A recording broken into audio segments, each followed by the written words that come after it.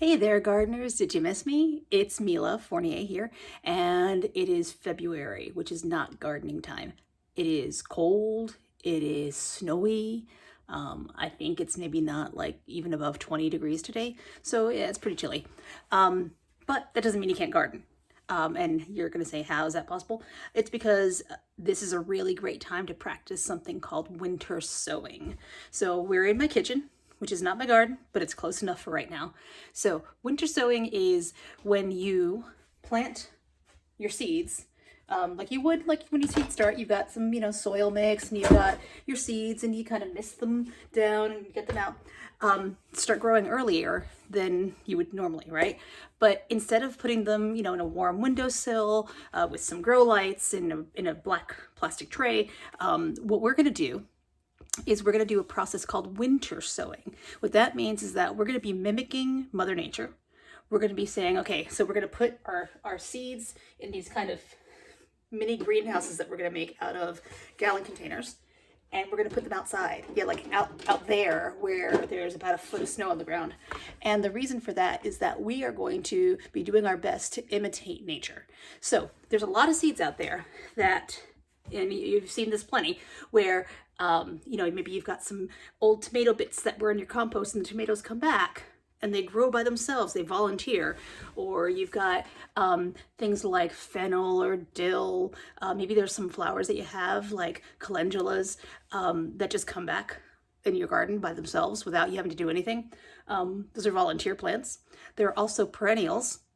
So plants that come back year after year because, you grow them and the roots kind of get into the soil and they live there even through the winter. Those plants make seeds in the fall. Those seeds fall to the ground. Those seeds live outside, unprotected, not in little seed packets, all winter long. So it gets hot, it gets cold, it gets a little bit warmer, it gets a lot colder, it freezes, it thaws. It goes through that giant cycle of cold and not so cold and then really cold all winter long. And then those things just sprout on their own in the spring when something inside them says it's time now. So what we're going to do is we're going to imitate that cycle. We are going to be planting seeds in our little makeshift greenhouses. We're going to put them outside and they're going to freeze and they're going to thaw and they're going to freeze again and thaw again. And that's going to basically break through the seed coat on the outside. And it's going to make it so that those things will sprout when it's time, when they would normally outside in nature without our help. But the difference is this: we are doing it in a slightly controlled environment because all those garden volunteers, they sometimes just show up where you don't want them or where you don't know to expect them. So you weed them out, or maybe they're in the wrong spot, or maybe you can't tell if it's a weed or if it's something that you really actually want there. So you kind of let it go for a little while and then you find out it's a weed after all. So what we're doing is we're going to be doing that same thing only in a very specific space, a space the size of a gallon container, so that when you go out there in like April, you know exactly what it is that you've got growing in there and you can put that transplanted into your garden wherever you want it. So the other thing to think about is when you're doing this is, so any seed that kind of would naturally come back is a great seed to do with the system. Any seed that needs something called cold stratification is another good seed to use with this. So you'll see sometimes on a seed packet, like this one, it says refrigerate for long-term storage prior to treatment. So what that kind of means is that what you want to do is you want to put that thing, what you're supposed to do if you're doing kind of traditional seed starting is you sow it into like a small container or a baggie. You put that in your fridge, usually for 30 or 60 days. And then after it's been cold for that long, you can take it out and then plant it up the way you would normally do seed starting, which is a little bit fussy, a little finicky. Sometimes the humidity is just not quite right, but it works really well. But this kind of works better. It's actually a lot easier because you can kind of set it and forget it. So I'm going to show you how to do this. First, what you need. I'm going to take you over here. Here's my setup. I have a container. I have a knife. A cheapo kitchen knife will do fine. I have my seeds. I've got my soil. I have my marking pencil. Now, some people will like, oh, just use a Sharpie. It's a permanent marker. It'll be fine. Actually, Sharpies tend to fade in the sun. And these things are going to be outside for the next couple of months. So you might be disappointed to find out that when you get out there 2 months later, all your Sharpie markings have kind of disappeared, and then you have no idea what it is that you've got in these containers. So I like these kind of old-fashioned China markers. It's just kind of a wax marker, crayon kind of thing, where you can pull back that string and make it longer by pulling the paper away. It's kind of one of those things I used to love to do when I was a kid. These work really well, so I'll mark the inside of my container with this. What else do I need? A little duct tape. I've already used too much of it, so I'll have to use your imagination and pretend I have a little bit more than just, 3 inches of it. You'll need that to seal it up. So this is how we do it. Oh, I also, just because I'm in my kitchen, I have this old takeout container lid because it's going to get kind of drippy. So first things first, your soil. I just have plain old soil seed starting mix. When you get it in its bales or in its bags, it's usually really dry, like powdery dry. So I mix it in a 5-gallon bucket in my sink with a lot of water, like way more water than you think is possible for this to absorb. That's how much water it needs. And I'll use that. What I do first is we're going to cut open our containers. So here you go. So this is just a plain old gallon container. We're going to get rid of the lid. You're going to throw that away. Don't need that. And now I'm going to take this container and I'm going to measure about 4 inches up. And you can be precise and measure it. I've already cut a few of these, so I know exactly where 4 inches is. And in this case, 4 inches is right below where this handle is.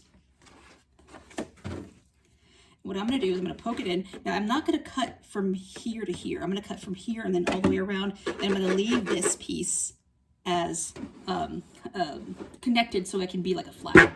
And it's not going to be perfect and it's not going to be straight. And your plants are not going to care if it's a little perfect. As long as they have enough space under there for soil to grow in and water to sustain them, you'll be fine. I was really lucky that one of my neighbors gifted me 16 of these lovely water gallons. I don't usually buy water in my house because I'm on city water, so it's not well water, so I'm fine with that. I have milk containers that I save, and I have orange juice containers. The one thing that's important to notice is that, see how you can kind of see right through this? It's not transparent, but it's translucent. You want that. If it's one of those kind of milky containers that you can't, like, if you can't read through it, you can't like read the name through the container, it's too opaque for this. So here we go. We have kind of a flip top, and then I'm going to take that, I'm going to poke 4 holes in the bottom of this just to make sure it doesn't get waterlogged in there. And it's really easy at first, just so you know, but then after you've made your flip top, this can get pretty floppy, so it's a little harder to do, but it's still pretty easy. This is just like a cheap kitchen knife. It's nothing special. So there we go. I've got my 4 holes. Once I've got my holes ready to go, I'm going to pull up my saucer. I'm going to put this on top of my saucer, and I'm going to scoop that soil that I prepared into here. So here we go. And remember, the reason for the saucer is this. We put a lot of water in that soil so that it would stop being quite so dusty. And what that means is often there's some water that seeps out the bottom. And you don't want to get that all over your kitchen, right? Now, the funny thing is, I've got a 5-gallon bucket filled. The top of this is nice and wet, but the minute I got down a couple of inches, it's actually pretty dry still, believe it or not. So I'm going to wet it down some more. So bear with me while I wet it down a little bit more.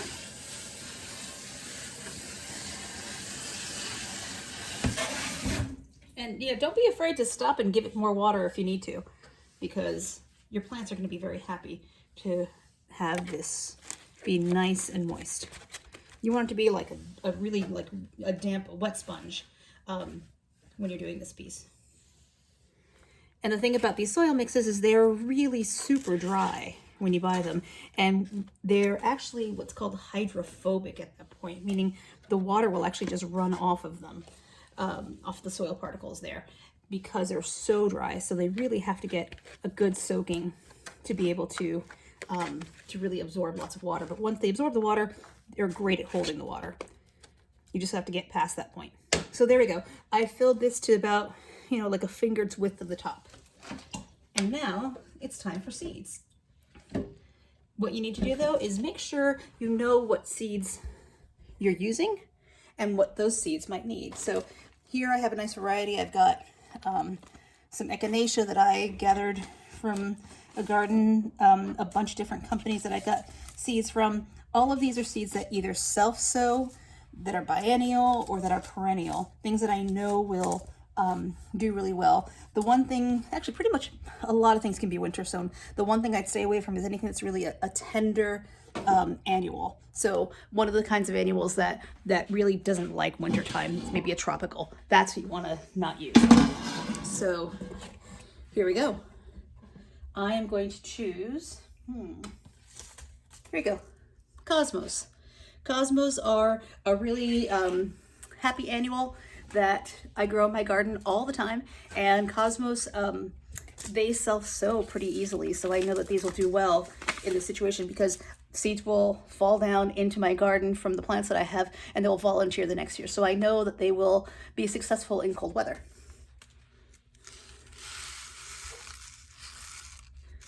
And for our purposes here, these are actually pretty big seeds. So it'll be easy for you to see. Now,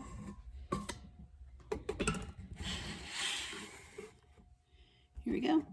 I am just going to put the seeds in, just sprinkle them in a little bit, maybe a half an inch or so, maybe probably about a half an inch between each seed in here. So you don't want to be too dense, because then as these roots start to grow in here, they'll entangle and it'll make it harder to transplant them later. But that's a good distribution there. Also keep in mind, you'll want to plant for how many seeds you actually want to have in your garden. So if you've got a small garden, you don't really need more than that. Now, what I'm going to do is I'm going to take one more scoop of soil. And I'm going to cover those seeds over. There we go. Very, very lightly with this. I want the seeds to be just below the surface of this soil, just barely covered. And I'm going to push that down. So I'm going to give this a good pat down just to make sure that there's really good contact between the soil and the seeds. I'm even going to give it a little spritz. Now, when it comes to watering these guys, you want them really well watered when you first do this, like really, really nice and wet. After that, if they're outside and it's snowing and it's raining, because there's not going to be any lids on our milk jugs, the water will be able to get in pretty well, but they still do get dry sometimes. So if you've got a period where it didn't snow enough, or there's a period of time where you didn't get much rain, you're going to need to water that. If you're going to water that, use your sprayer, stick the sprayer inside and go like that, and let the water spray kind of gently over the whole thing. If you use a regular watering can and you just put the end of the watering can in this and you pour in, it's actually going to kind of make it's like a waterfall hitting the middle there, and you're going to get a dent in here, and it's actually going to move your seeds around in a way that's probably not good for them. And if you've got your plants that are already starting to grow a little bit, getting hit by that kind of deluge is pretty tough. Now, I'm going to make sure this is marked with a number. Should have done this before. But what I'm going to do is I'm going to take my China marker and I'm going to mark this. This is jug number 18 for me. So I'm going to use my special skills of writing backwards to write the number 18 on the inside of that jug. I did it on the inside because I want to make sure it's clear from the weather, and it'll not rub off by mistake. But I use my China marker because that's not going to fade in the weather. Next up, you take your duct tape Hopefully you have more than I have left. You take your duct tape